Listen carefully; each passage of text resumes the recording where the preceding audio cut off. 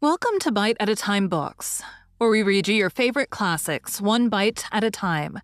My name is Bree Carlile, and I love to read, and wanted to share my passion with listeners like you. Be sure to follow the show on your favorite podcast platform so you get all the new episodes. Or you can follow the show on YouTube, where we have playlists for all the stories.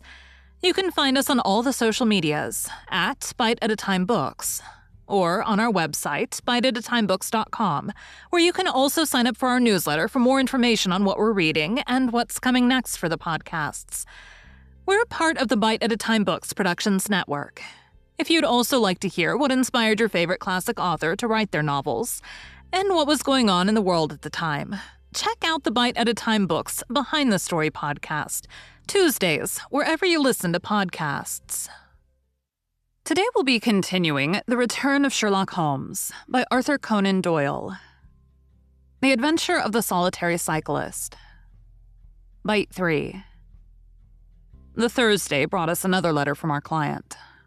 "You will not be surprised, Mr. Holmes," said she, "to hear that I'm leaving Mr. Cruther's employment. Even the high pay cannot reconcile me to the discomforts of my situation. On Saturday, I come up to town, and I do not intend to return.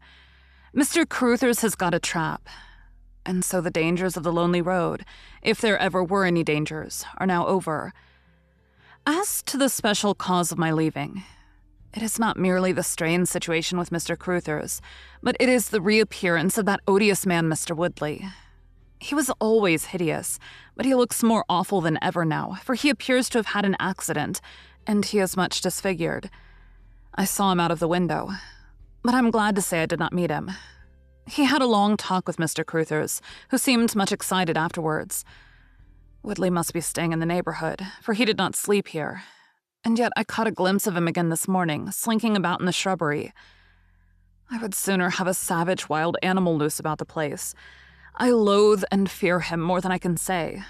How can Mr. Cruther's endure such a creature for a moment? However, all my troubles will be over on Saturday." "So I trust, Watson. So I trust," said Holmes gravely. "There is some deep intrigue going on round that little woman, and it is our duty to see that no one molests her upon that last journey. I think, Watson, that we must spare time to run down together on Saturday morning and make sure that this curious and inclusive investigation has no untoward ending." I confess that I had not, up to now, taken a very serious view of the case, which had seemed to me rather grotesque and bizarre than dangerous. That a man should lie in wait for and follow a very handsome woman is no unheard of thing. And if he has so little audacity that he not only dared not address her, but even fled from her approach, he was not a very formidable assailant. The ruffian Woodley was a very different person. But except on one occasion, he had not molested our client, and now he visited the house of Cruther's without intruding upon her presence. The man on the bicycle was doubtless a member of those weekend parties at the hall of which the publican had spoken. But who he was, or what he wanted, was as obscure as ever. It was the severity of Holmes's manner, and the fact that he slipped a revolver into his pocket before leaving our rooms, which impressed me with the feeling that tragedy might prove to lurk behind this curious train of events. A rainy night had been followed by a glorious morning, and the heath-covered countryside, with the glowing clumps of flowering gorse, seemed all the more beautiful to eyes which were weary of the duns and drabs and slate greys of London. Holmes and I walked along the broad, sandy road, inhaling the fresh morning air, and rejoicing in the music of the birds and the fresh breath of the spring.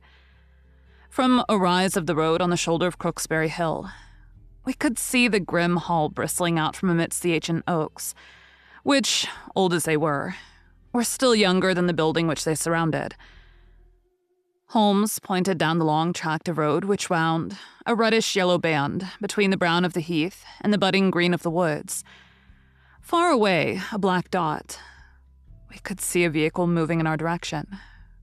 Holmes gave an exclamation of impatience. "I have given a margin of half an hour," said he. "If that is her trap, she must be making for the earlier train. I fear, Watson, that she'll be past Charlington before we can possibly meet her." From the instant that we passed the rise, we could no longer see the vehicle, But we hastened onward at such a pace that my sedentary life began to tell upon me, and I was compelled to fall behind. Holmes, however, was always in training, for he had inexhaustible stores of nervous energy upon which to draw. His springy step never slowed. Until suddenly, when he was 100 yards in front of me, he halted, and I saw him throw up his hand with a gesture of grief and despair. At the same instant, an empty dog cart, the horse cantering, the reins trailing, appeared round the curve of the road and rattled swiftly towards us. "Too late, Watson, too late," cried Holmes as I ran panting to his side. "Fool that I was not to allow for that earlier train. It's abduction, Watson. Abduction. Murder. Heaven knows what. Block the road. Stop the horse. That's right. Now jump in and let us see if I can repair the consequences of my own blunder." We had sprung into the dog cart, and Holmes, after turning the horse, gave it a sharp cut with the whip, and we flew back along the road. As we turned the curve, the whole stretch of road between the Hall and the Heath was opened up. I grasped Holmes's arm. "That's the man," I gasped. A solitary cyclist was coming towards us. His head was down and his shoulders rounded as he put every ounce of energy that he possessed onto the pedals. He was flying like a racer. Suddenly, he raised his bearded face, saw us close to him, and pulled up, springing from his machine.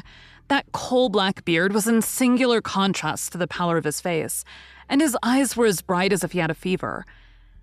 He stared at us and at the dog cart. Then a look of amazement came over his face. "Hello, stop there," he shouted, holding his bicycle to block our road. "Where did you get that dog cart? Pull up, man," he yelled, drawing a pistol from his side pocket. "Pull up, I say, or by George, I'll put a bullet into your horse." Holmes threw the reins into my lap and sprang down from the cart. "You're the man we want to see. Where is Miss Violet Smith?" he said in his quick, clear way. "That's what I'm asking you. You're in her dog cart. You ought to know where she is." "We met the dog cart on the road. There was no one in it. We drove back to help the young lady." Good Lord, what shall I do?" cried the stranger in an ecstasy of despair. "They've got her. That hellhound Woodley and the blackguard parson. Come, man, come. If you really are her friend, stand by me and we'll save her, if I have to leave my carcass in Charlington Wood." He ran distractedly, his pistol in his hand, towards a gap in the hedge. Holmes followed him, and I, leaving the horse grazing beside the road, followed Holmes. "This is where they came through," said he, pointing to the marks of several feet upon the muddy path. "Hello, stop a minute. Who's this in the bush?" It was a young fellow about 17, dressed like an ostler, with leather cords and gaiters. He lay upon his back, his knees drawn up, a terrible cut upon his head. He was insensible but alive. A glance at his wound told me that it had not penetrated the bone. "That's Peter the groom," cried the stranger. "He drove her. The beasts have pulled him off and clubbed him. Let him lie. We can't do him any good, but we may save her from the worst fate that can befall a woman." We ran frantically down the path, which wound among the trees. We had reached the shrubbery which surrounded the house when Holmes pulled up. "They didn't go to the house. Here are their marks on the left. Here, beside the laurel bushes.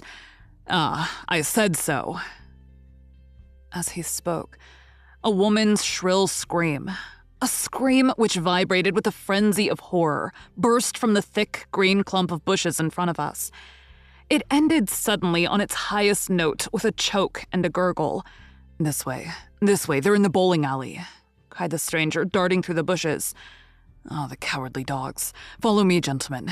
Too late, by the living Jingo." We had broken suddenly into a lovely glade of greensward surrounded by ancient trees. On the farther side of it, under the shadow of a mighty oak, there stood a singular group of 3 people. One was a woman, our client, drooping and faint, a handkerchief round her mouth. Opposite her stood a brutal, heavy-faced, red-mustached young man, his gaitered legs parted wide, one arm akimbo, the other waving a riding crop, his whole attitude suggestive of triumphant bravado. Between them, an elderly, gray-bearded man, wearing a short surplice over his light tweed suit, had evidently just completed the wedding service. for he pocketed his prayer book as we appeared and slapped the sinister bridegroom upon the back in jovial congratulation. "They're married," I gasped. "Come on," cried our guide. "Come on." He rushed across the glade, Holmes and I at his heels. As we approached, the lady staggered against the trunk of the tree for support. Williamson, the ex-clergyman, bowed to us with mock politeness, and the bully, Woodley, advanced with a shout of brutal and exultant laughter. "You can take your beard off, Bob," said he. "I know you write enough. Well, you and your pals have just come in time for me to be able to introduce you to Mrs. Woodley." Our guide's answer was a singular one. He snatched off the dark beard which had disguised him and threw it on the ground, disclosing a long, sallow, clean-shaven face below it. Then he raised his revolver and covered the young ruffian, who was advancing upon him with his dangerous riding crop swinging in his hand. "Yes," said our ally. "I am Bob Caruthers, and I'll see this woman righted if I have to swing for it. I told you what I'd do if you molested her, and by the Lord, I'll be as good as my word. You're too late. She's my wife. No, she's your widow." His revolver cracked, and I saw the blood spurt from the front of Woodley's waistcoat. He spun round with a scream and fell upon his back, his hideous red face turning suddenly to a dreadful mottled pallor. The old man, still clad in his surplice, burst into such a string of foul oaths as I've never heard, and pulled out a revolver of his own. But before he could raise it, he was looking down the barrel of Holmes's weapon. "Enough of this," said my friend coldly. "Drop that pistol. Watson, pick it up. Hold it to his head. Thank you. You, Caruthers, give me that revolver. We'll have no more violence. Come, hand it over." "Who are you, then?" "My name is Sherlock Holmes." "Good Lord. You've heard of me, I see. I will represent the official police until their arrival. Here, you," he shouted to a frightened groom who had appeared at the edge of the glade. "Come here. Take this note as hard as you can ride to Farnham." He scribbled a few words upon a leaf from his notebook. "Give it to the superintendent at the police station. Until he comes, I must detain you all under my personal custody." Thank you for joining Bite at a Time Books today, while we read a bite of one of your favorite classics. Again, my name is Bree Carlile, and I hope you join us tomorrow for the next bite of The Return of Sherlock Holmes. If you enjoyed our show, be sure to follow us so you get all the new episodes. We would also love for you to drop us a rating on your favorite podcast platform. You can catch us on all the social medias at Bite at a Time Books, or check out our website, biteatatimebooks.com, where you can sign up for our newsletter. Our show is part of the Bite at a Time Books Productions Network. If you would also like to hear about the authors who write the books we read on the show, check out the Bite at a Time Books Behind the Story podcast, wherever you listen to podcasts, or on biteatatimebooksbehindthestory.com.